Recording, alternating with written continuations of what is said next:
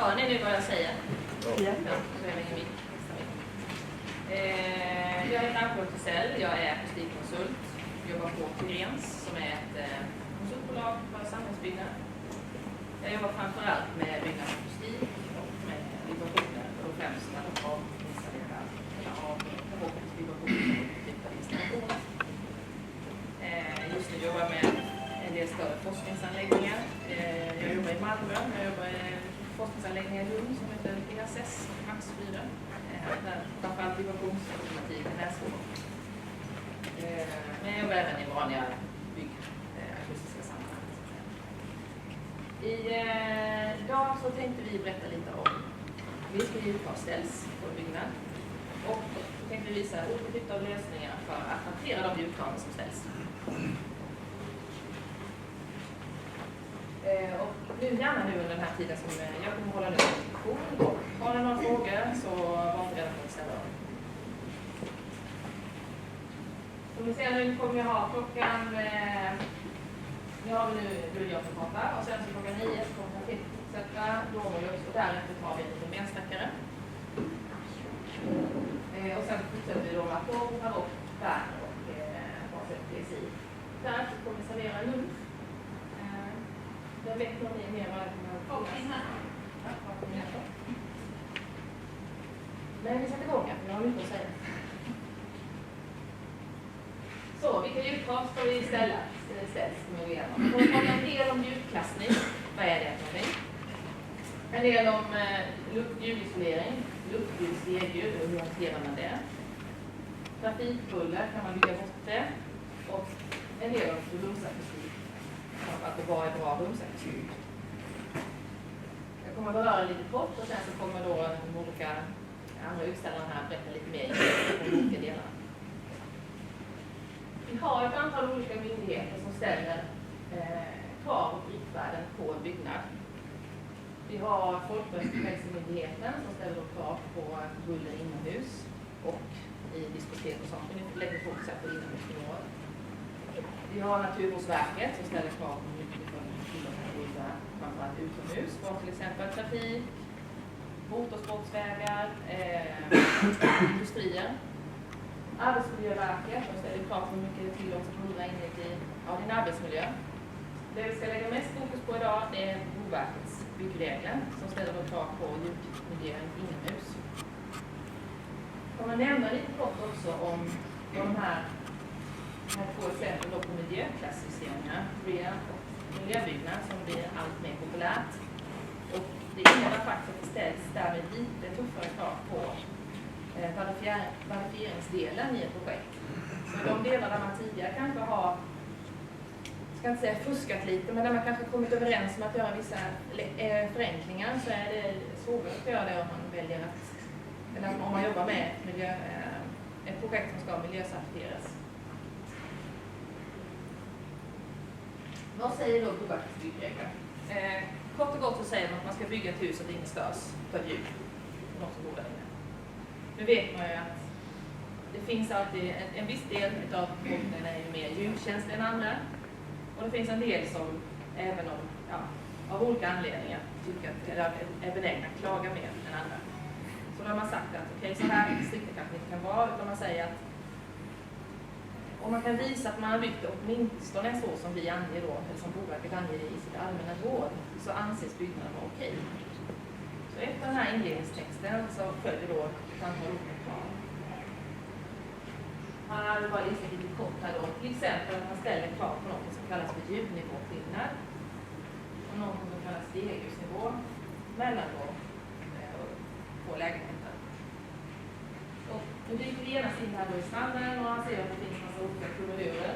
DN, DD50, LN, DD50 och det är ju för en myndig alldeles omöjligt att förstå vad det handlar om. Det vi nu kort kommer gå igenom det är vad är de olika grundbegreppen, vad står det för och hur tar man fram dem. Sen finns ju Boverkets byggregler att ladda ner, så förhoppningsvis ska ni kunna titta runt där till exempel.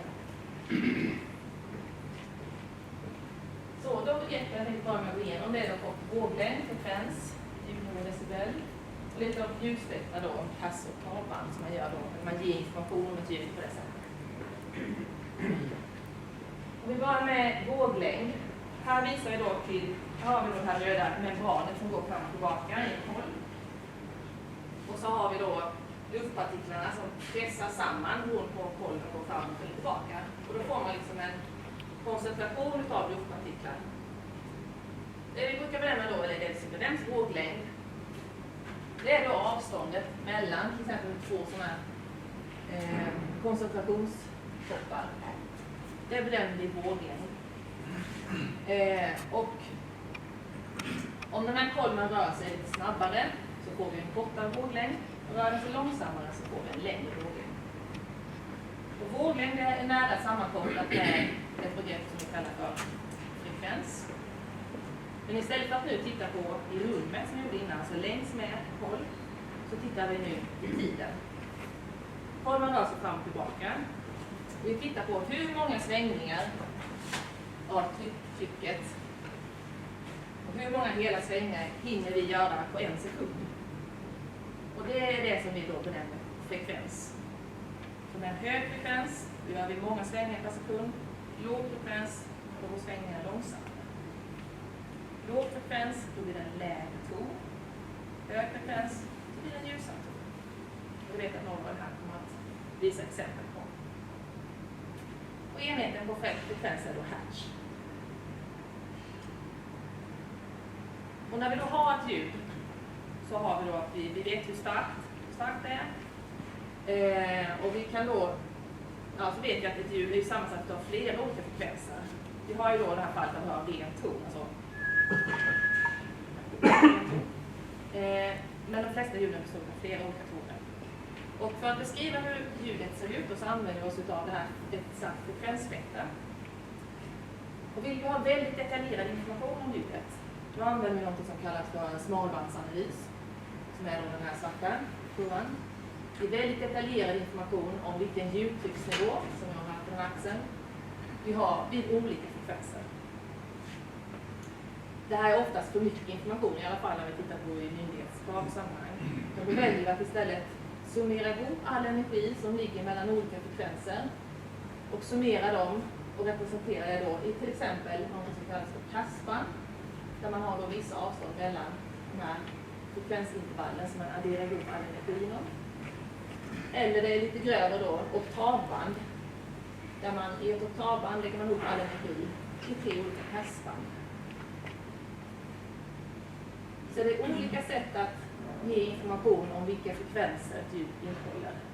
Allt från smalband som är det minst fina, så att säga, eller detaljerad informationen upp till oktavband som är då lite grövre. Sen vill man då gärna i myndighetssammanhang gå ett steg längre. Och så jag tycker även den här oktavbandsinformationen är alldeles för mycket att hantera, vanligtvis. Så då summerar man ihop all energi i varje oktavband och så får man ett enda värde. Och det är det då som man brukar se som decibel. Ljudtrycksnivå decibel. Och alldeles snart kommer jag förklara också vad dBA, som vi kan också ha som avväg ljudtrycksnivå. Men först lite kort om ljudnivå och decibel. När man pratar om ljudnivå och decibel så har vi då egentligen, det är väldigt luddigt att säga ljudnivå. För en akustiker så kan det betyda flera olika saker. Det kan betyda ljudeffektnivå, det kan betyda ljudintensitetsnivå och det kan betyda ljudtrycksnivå. Men lite slarvigt så brukar man ofta säga ljudnivå när man menar ljudtrycksnivå.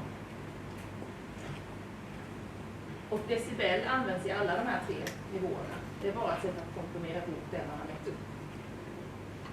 Vi bara börjar lite kort med vad är ljudeffekt. Ljudeffekt är någonting som vi brukar använda när vi ställer krav på hur mycket till exempel en fläktaggregat får låta. För det ger effekten, det säger någonting om hur mycket ljudenergi som det strålar ut per tidsenhet. Och det mäts i watt. Medan det vi hör och upplever är ljudtrycksnivån. Men vi kan göra en liknelse här med vad det är för skillnad. När man tänker sig att man har en radiator, så känner vi ofta till radiatorns effekt. Men vilken temperatur vi får i rummet, det är beroende på hur rummet ser ut. På samma sätt är det då, till exempel ha en känd ljudeffekt från en dammsugare. Så kan vi i det här rummet så mäter vi upp då en viss ljudtrycksnivå. Men om vi ändrar rummets egenskaper så kommer vi ändra också vilken ljudtrycksnivå vi mäter upp. Och det är därför det är viktigt att känna till skillnaden mellan ljudtrycksnivå. Det är liksom en egenskap i en viss punkt som är beroende på hur rummet ser ut och var vi befinner oss. Och ljudeffekt som är liksom helt källberoende. Och ställer man krav på olika typer av ljudalstrarmaskiner så bör man göra det i ljudeffekt eller då att man hänvisar till en standard där det tydligt framgår man har mätt upp ljudtrycksnivå på vilken avstånd och under vilka betingelser den ljudtrycksnivån uppmäts. Men ljudtrycksnivå är det som vi då ofta i Boverkets byggregler tittar på. Och ljudtrycksnivå, då är det alltså att vi tittar på hur starka är de här koncentrationerna. Vi får då någonting med ljudtrycket som varierar med tiden. Och då ser man ganska snart att skulle man ta medelvärdet här, någonting som går plus och minus, så blir medelvärdet 0. Så istället för att göra det så gör vi någonting som kallas för RMS, Root Mean Square. Det är ett sätt bara att medelvärdesbilda ljudtrycksnivån så att man får liksom att det svarar mot energin i ljudet. Man kvadrerar det man mäter upp och så tar man roten nu. Kvadrerar så får man ingenting som är negativt och sen så roten nu så får man ett medelvärde. Så det är ett sätt att medelvärdesbilda. Och sen så relaterar man det uppmätta till en slags referensnivå som då svarar ungefär hörtröskeln vid 1000 Hz. Om man tar dem och dividerar med dem och sen då logaritmerar dem multiplicerar med 10, då får man ljudtrycksnivån i decibel. Men det vi mäter upp är egentligen då ljudtrycket i Pascal. Men det man ser också fördelen då, som man tycker i alla fall för 100 år sedan, det var att när man mäter Pascal så får man en väldigt stor spännvidd på det man mäter upp. Allt ifrån 2 minus 5 Pascal upp till 4 Pascal. Så det är ganska svårt att prata om de här stora intervallen. Gör vi om det till decibel så får vi istället kanske det här 0 till 120 decibel. Det är lite enklare att prata i. Det vi använder då för att beskriva ljudstyrkan, det är då ekvivalentnivå. Det är alltså medelljudnivån under en period. Av ljudtrycket under en period, det kommer smäll. Ekvivalentnivån säger någonting om medelämplig under den tiden som vi mäter. Och maximalnivån, den är mer självklar, den högsta ljudnivån under en period. Och har man tagit fram sådana lika hörnivåkurvor där man liksom låter spela upp en ton och så får försökspersonen säga när upplevs en ton lika stark som en annan. En ton till exempel 100 Hz som man spelar upp till 30 decibel är lika ljudstark som en ton i 1000 Hz som man spelar upp till med 10 decibel. De har fått fram så här så kallade lika hörnivåkurvor. Och det är de här kurvorna som man har utgått från för att summera ihop all energi i olika frekvenser och få ett entonsvärde så att det ska svara mot hur örat upplever det. Och det är något som man kom fram till för 50-talet så analyserar man det.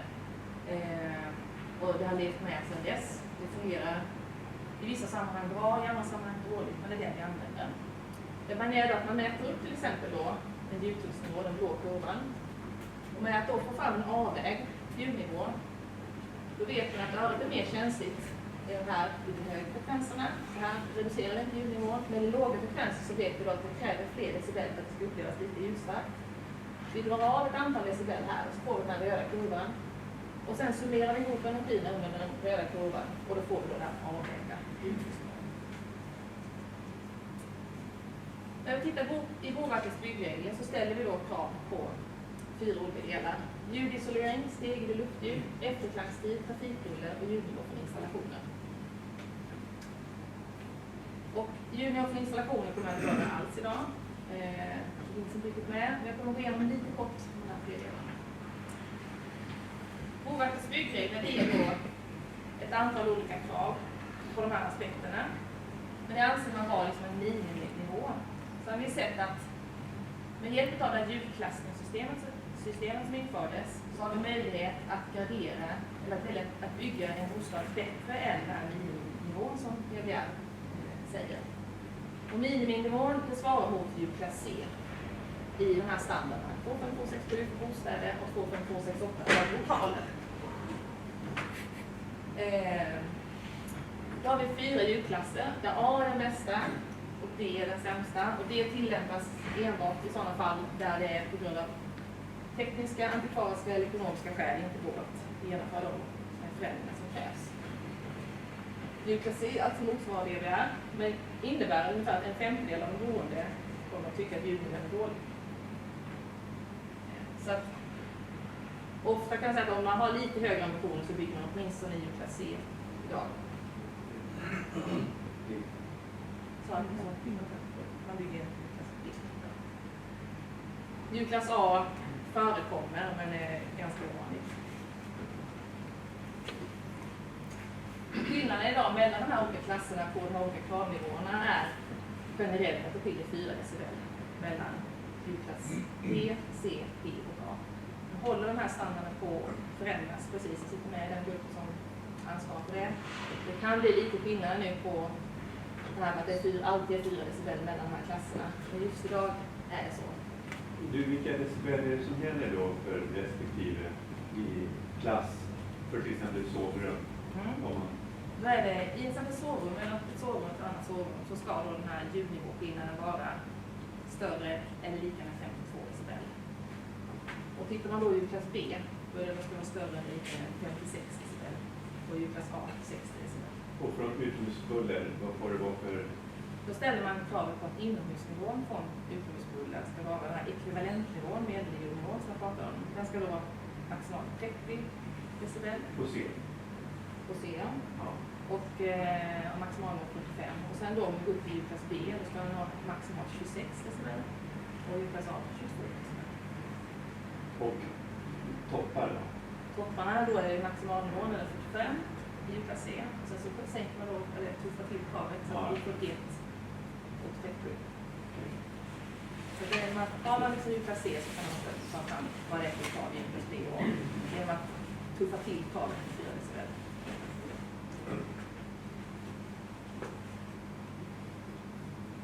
Och sen kan man säga, ibland man hör från entreprenörer att, ja det är oftast entreprenörer, att vi kan inte ha högre ljudkrav, det är så himla dyrt.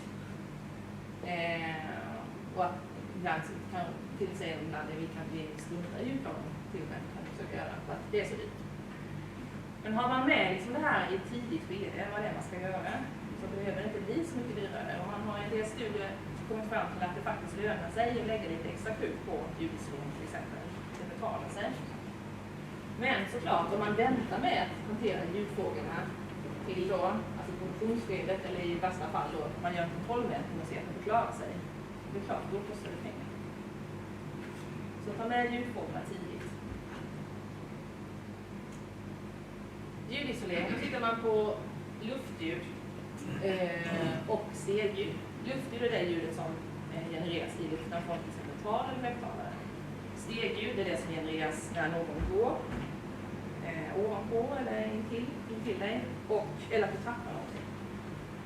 Man skiljer på de två delarna. Ljudnivåskillnad, den mäter man upp på det här sättet att man har en högtalare som strålar ut ljud. Du mäter ljudtrycksnivån i det rummet. Du mäter ljudtrycksnivån i mottagarrummet. Du korrigerar för hur mycket möbler du har. Det ska ju inte spela någon roll om det är väldigt mycket möbler eller lite möbler. Det är det rummet du mäter. Du är ute efter vilken ljudnivåskillnad du får av de här konstruktionerna som du har. Och det här gör du för då ett antal olika kastband. Du summerar ihop det på ett sätt man kan visa till ett entalsvärde då, som kallas för T. Det står för ljudnivåskillnad. Normaliserar mot en viss efterklang. Man kan säga att det vanliga står i, man har sett då studier att den vanligaste efterklangen i vardagsrummet, alltså i bostadsrum är 0,5 sekunder. Så man relaterar det man mäter upp här på det som kallas efterklangstid som kommer gå igenom till en halv sekunds efterklangstid. W står för det väg för att man har satt ihop ett enda entalsvärde. Och 50 står för att man mäter på 5 hertz uppåt. Man får alltså den här ljudnivåskillnaden från frekvenserna 50. Här redovisar vi upp till 4000 hertz. Man jämför det uppmätta värdet med en referenskurva som är liksom förutbestämd. Den här referenskurvan genererar ett entalsvärde och det är gynnsamt ju högre upp vi kan skjuta upp den, ju högre värde på ljudisoleringen får vi. Men man tillåts bara skjuta den, parallellförskjuta den uppåt tills dess att den ogynnsamma avvikelsen, alltså skillnaden mellan den röda kurvan och där den blå kurvan ligger under, den får maximalt vara 32 decibel. Så här har man lagt upp decibelen här med de olika testbanden. Nu nu ser man att i det här fallet att nu får vi inte flytta den högre upp, för då blir den här totala zonen större än 32. Det man gör sen är att man läser av referenskurvans värde vid 500 Hz och så får man ett entalsvärde, i detta fallet 60 dB. Så det är ett sätt att representera ljudisolering med denna värde. Sen lägger man på då olika korrektioner beroende på, ni kommer se sen på i bostäder så jobbar man med den här i Sverige. C50, 31, 50. Och tittar man just på fasaden så väljer man på den här korrektionen. Just för att de korrigerar det uppmätta ljudisoleringen mot en tänkt, kan man säga, ljudkälla. Och om man har då stora avvikelser mellan den uppmätta ljudisoleringen och de här tänkta kurvorna som man har här, så straffas man och den totala ljudisoleringen blir sämre. Så man får ett sämre värde. Men det är bara ett sätt att liksom anpassa uppmätta ljudisoleringen till hur det upplevs. Tittar vi på, här ska vi visa många ljud på, men vad kan vi förvänta oss när vi tittar på ljudnivåskillnaden? Så här brukar kurvorna generellt se ut. Om vi tittar på ljudisoleringen, här axeln och så har vi frekvens här. Vi har en del, och det här är ganska låg frekvens beroende på vad man har för uppbyggnad, men under 100 Hz åtminstone. Som där faktiskt styrleden är i positionen och styr ljudisoleringen. Sen har vi en stor del där faktiskt ljudisoleringen bestäms av vilken massa konstruktionen har. Förutom det här området här, som kallas för koincidens, där det infallande ljudets våglängder matchar något som kallas för böjvåglängden i väggen, som gör att den väldigt lätt sätts i svängning. Och det ljudet som träffar väggen går väldigt lätt igenom. Den här koincidensen inträffar sedan för glas, kanske vid 3-4 tusen Hz. Då får man en dipp i ljudisoleringen. För lättbetong så kommer den vid 300-400 Hz. Det gör att ljud, alltså tal, kommer väldigt lätt igenom om man har lättbetongväggar. Och för betong så kommer den vanligtvis under 100 Hz om man har tillräckligt tjocka väggar. När vi tittar på den totala ljudisoleringen, då är det viktigt att vi har koll på det. Det är inte bara till exempel i detta fall skiljeväggen som bestämmer den totala ljudisoleringen, utan det är ju alla vägar. Markerade vägar, genomföringar, det finns några gemensamma ventilationssystem. Det gör då att den totala ljudisoleringen påverkas om någon av de här, att man inte tänker igenom den lösningen korrekt, så påverkas den totala ljudisoleringen kraftigt. Och den här ekvationen är ju ingenting som jag tänker förklara mer än att just att man bestämmer den totala ljudisoleringen utifrån vad varje delkomponent har för ljudisoleringen. Och det är så att har man till exempel en springa som jag visar här, eller någon försvagning i konstruktionen, så påverkar det kraftigt den totala ljudisoleringen. Till exempel en vägg som är 52 decibel, där har man kanske mellan 2 kuratorer på en skola där det är hög sekretessgrad. Om vi då råkar glömma täta den gipsväggen till exempel mot fasaden så att vi får en vertikal springa på 1 mm. Då får vi inte 52 totalt, vi får en resulterande ljudnivå eller ljudnivåskillnad på 37 decibel. Vilket är avsevärt sämre. Det är väldigt viktigt att man har koll på tätningen. Stegljusnivå, då gör man istället så att man har en handapparat som står bankar. Vi mäter ljudnivån i mottagarrummet, korrigerar för ljudabsorptionen. Och sen så mäter vi olika tastspann och så får vi fram något entalsvärde på liknande sätt som Bluetooth-isoleringen. Och här mäter vi bara en enda ljudnivå, inte en skillnad längre, utan vi mäter en ljudnivå. Och här är ju bättre ju lägre värde vi har. Så ju lågt värde på stegljusnivån som möjligt vill vi ha när vi ställer kraven när vi mäter upp. Men däremot på luftljud vill vi ha så högt värde som möjligt. Skillnad. På samma sätt som för luftljud så jobbar vi med en referenskurva som då ser lite annorlunda ut och som vi då flyttar runt, håller totala avvikelser och så mäter vi av då värdet på 500 Hz och får då ett vägt värde på stegljusnivå. Typiskt sett på betonggäddlag som inte har någon golvbeläggning utan ett rått betonggäddlag så ser stegljus'isoleringen ut så här. Ganska plan. Och har man ett sånt golv framförallt i bostad eller var man än har det så hörs det väldigt kraftigt när någon går på det här golvet. Det här klattret kan man få bort genom att jobba med olika typer av golvbeläggningar. I detta fall här har man använt en parkett plus skog. Och då får vi då den totala ljudisoleringen svarta. Vi ser inte så mycket låga frekvenser. Men här någonstans i 2 kronor så behöver vi någon slags skillnad. Framförallt i höga frekvenser har vi fått en bra stegljusförbättring. När vi tittar då på golvbeläggningar så pratar vi just om stegljusförbättring och stegljusförbättringsindex som är då att vi väger samman de här olika skillnaderna, olika frekvenser till ett enda värde.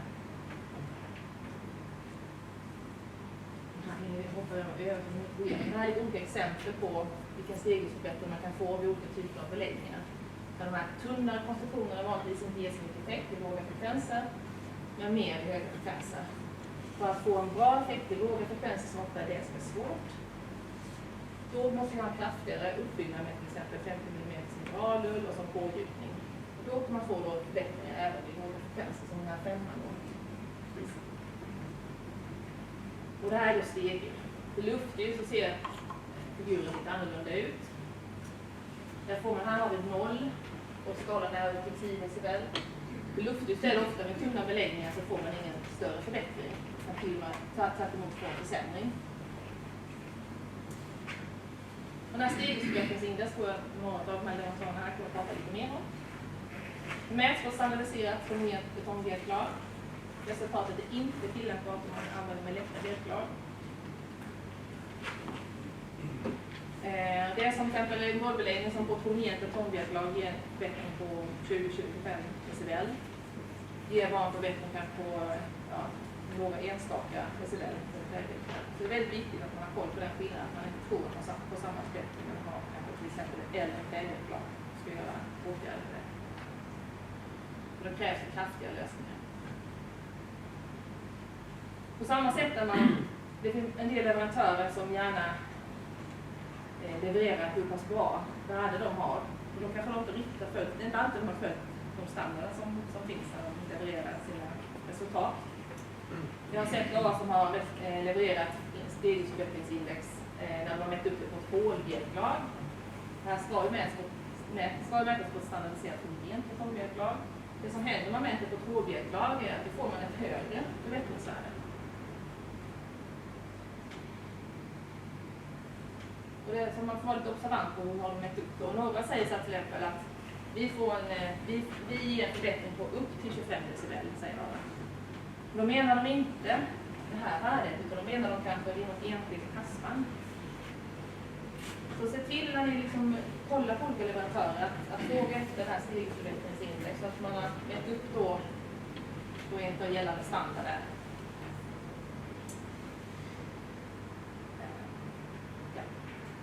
Ni kommer höra mer om det här då. För det är lite en förenkling att se det här entalsvärdet. Jag kommer att berätta om det.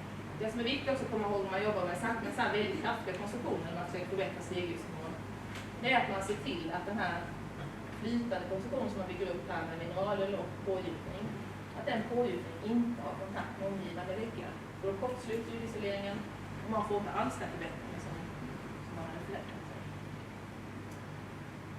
Ett annat fenomen som är vanligt om man jobbar med golvbeläggning är parkettresonans. Där luften under parketten samverkar med parketten så att man får resonans helt enkelt. Så mycket ljud går in via konstruktionen upp på den andra sidan. Det är väldigt vanligt när man jobbar med parkett och just de här enklare underlagen. Det kan kraftigt reducera total ljudisolering. Trumljud finns det ingen krav på. Trumljud är det ljud som vi hör nu. Alltså stegljud i samma rum. Jag doktorerade trumljud för några år sedan, men sen dess har jag inte jobbat så mycket med det eftersom många beställare ställer krav på det. Utan på det sättet man jobbar med det är att man ser till att man väljer rätt produkter i rätt plats. Att man inte väljer kanske laminat i ett kontorsmiljö utan att i så fall jobba med golvbeläggningar där i konstspråken. Att man väljer rätt produkt i särskilt då i kontorslandskap och förskola där det är mycket slapp. Så har det gått med, man pratar ju om standard, när det är en risk på det. Ja. Att bestämma testförfarandet för trumljud. Ja. Jag vet att jag kollade in nu senast igår att jag skulle ha en förhand i den. Vad jag vet så det finns ju ändå 16 år standard för det. Men man har sett att man behöver jobba med mer för att det ska bli användbart. Och just nu så ser jag det, de har sådana möten. Jag tänker att jag ska bli klar och kolla vad jag kanske kan göra det. Det finns inget framme som är riktigt användbart tycker jag. Det viktigaste är att man är medveten om det när man gör sitt val. Att man måste hantera trubbel. Lite kort med bara avsnitt om trafikbuller också. Det ställs ju då krav i Boverkets byggregler på ljudnivån utomhus, ljudnivå vid fasad och ljudnivå vid uteplats. Så har vi ljudnivå inomhus med det. Ljudnivå vid fasad och vid uteplats. Och det innebär att man sätter detaljplanen, att man har koll på om man planerar sina hus, att man funderar kring hur ska jag orientera mina hus så att jag uppfyller de kraven som ställs. Det hinner vi inte gå igenom så mycket här idag. Det finns väldigt stora skillnader också lokalt hur man tillämpar de krav som finns idag. Och just nu så finns det ute en remiss som kraftigt kan påverka hur man tillåter att bygga i bullerutsatta miljöer. En remiss som ska vara inne nu imorgon där det ges förslag på kraftiga lättnader avseende trafikbuller och vad man får tillåta att bygga. Sen får vi se om det går igenom. Men däremot är det alltid så att den här inomhusnivån, 30 dBA, ekvivalentnivå och 45 dBA på maxnivå ska alltid hållas. Och det man kan jobba med, det är ju att jobba med skärmar, som ni kommer få höra lite med idag. Bullerskyddsskärmar för att få ner ljudnivån utomhus. Man kan göra lokala åtgärder vid fönster för att nå ner till ljudnivån utomhus. Där finns det lokala skillnader mellan hur olika kommuner ser på detta och även olika länsstyrelser ser på det. Och man kan jobba med till exempel ha inglasade balkonger helt eller delvis och så då ha ljudabsorberande undertak för att få ner ljudnivån på fasad.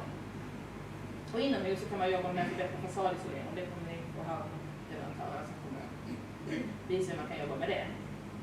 Ofta är det då fönster och fönstertider som är den svaga punkten. Avsluta lite kort, jag vet att jag har varit ute lite i början sent, men lite kort om rumsakustik. Det som är viktigt här nu med att prata om rumsakustik och vi pratar om här begreppen ljudabsorption och ljudisolering, det är att man förstår att det är olika saker. Ljudisolering, då tittar vi ju på, vi har en källa, hur mycket går igenom till det här rummet. Ljudabsorption, då kollar vi på hur mycket av det som kommer ut från en källa stannar kvar i rummet kan man säga. Vi brukar benämna då en produkts egenskaper som kan vara några väldigt när det gäller ljudabsorption, mineralull till exempel, som då är dålig när det gäller ljudisolering.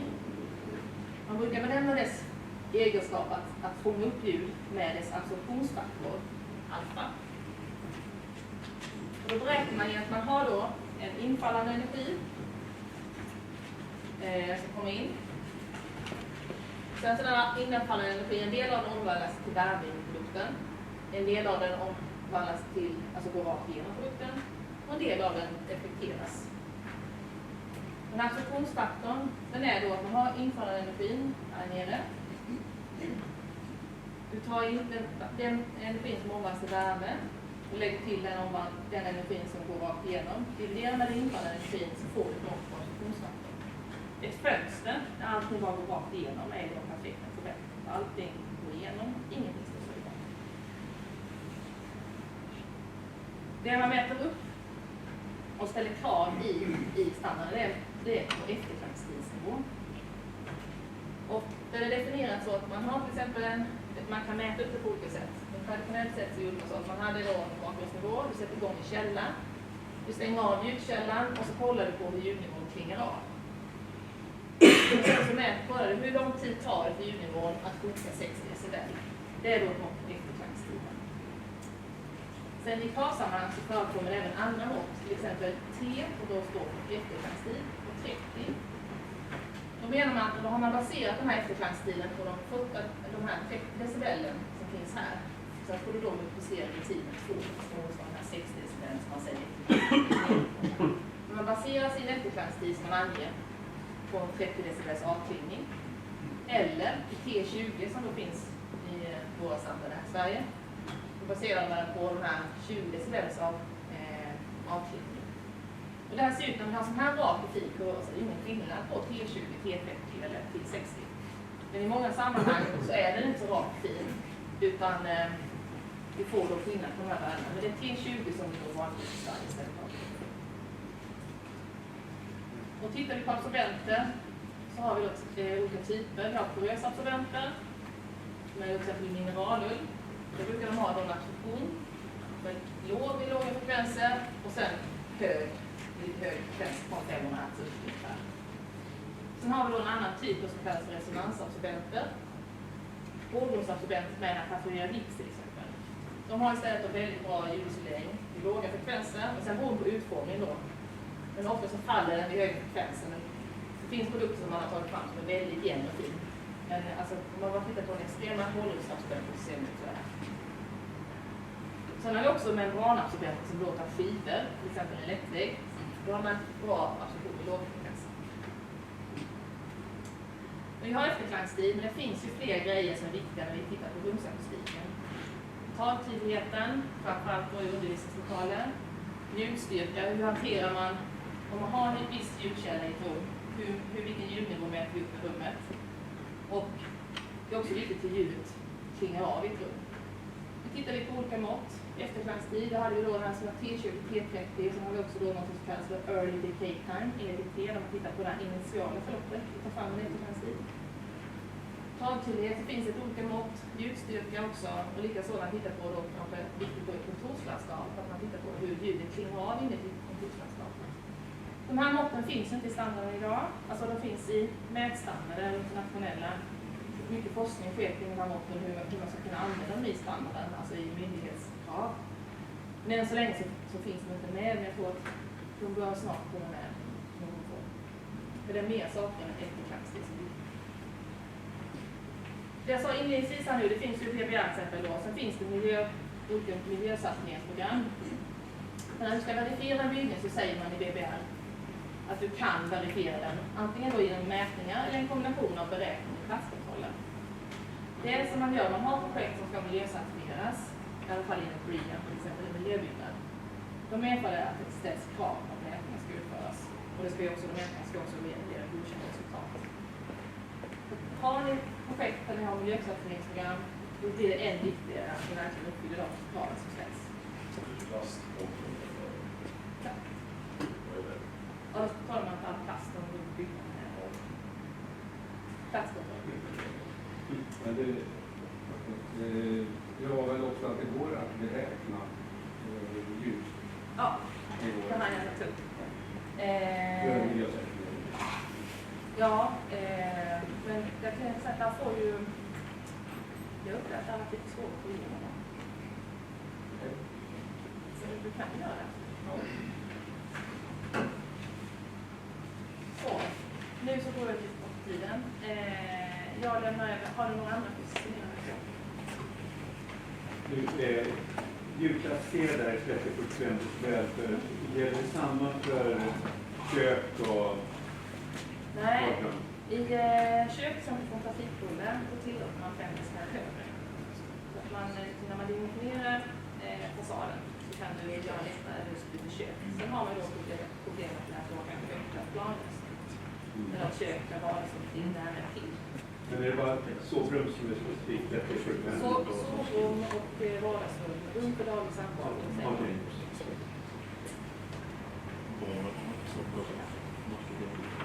Nu lämnar jag ordet till